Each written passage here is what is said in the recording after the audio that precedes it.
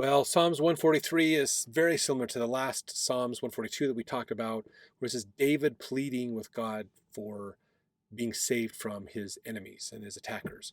Although in 142, we believe that's more about David when Saul was pursuing him, when David was a young man. 143, there is a possibility that this is probably written later in his life. Could be when his son Absalom was forming a coup and trying to get David out of the kingdom and make himself king. Is a good chance that that's more of what it was. But there's a lot of challenges in David's life where people were hating him and hunting him down as well. But I think most likely this one's more later on in his life, not the earlier years. And if you think I'm wrong in that interpretation, always feel free to put in the comments. If you have, even if you have scholarly articles or other things that could show maybe this one is an earlier psalm from David's life, great. But for me, it seems like this is a later in his life psalm, basically. So let's jump in and read this and see what you think. Verse 1, hear my prayer, O Lord, give ear to my supplications. In thy faithfulness answer me, and in thy righteousness. Enter not into judgment with thy servant, for in thy sight shall no man living be justified.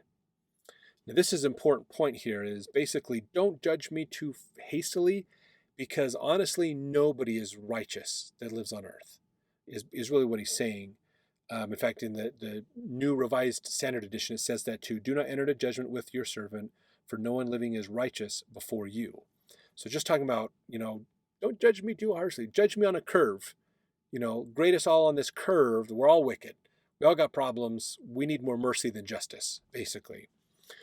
Verse 3, for the enemy hath persecuted my soul. He hath smitten my life down to the ground. He hath made me to dwell in darkness, as those that have been long dead. So he's in hiding, basically, like people who are dead. So where is he hiding? Places where you'd probably bury people. Verse 4, therefore my spirit overwhelmed within me, my heart within me is desolate. I remember the days of old. I meditate on all thy works. I muse on the work of thy hands. So again, he's had quite a bit of life to go through to remember. So this is why I think it's more of a later period of time when David is king and he's committed his sins, and now he's got people after him, like his son Absalom, basically. Verse 6, I stretch forth my hands unto thee, my soul thirsteth after thee as a thirsty land, Selah. So I really want you to be with me, God. I want to have you in my life. I need you to help me out. Verse 7, hear me speedily, O Lord, my spirit faileth. Hide not thy face from me, lest I be like unto them that go down into the pit. What is this pit? The pit of despair, the hell, basically, the thing that's going on there. So verse 8, cause me to hear thy loving kindness in the morning, for in thee do I trust. Cause me to know the way wherein I should walk, for I lift up my soul unto thee. Deliver me, O Lord, from mine enemies. I flee unto thee to hide me. So this is kind of that whole Jesus take the wheel type idea of help me. Show me your love. Show me your kindness. Help me to get out of this. Save me from my enemies, basically.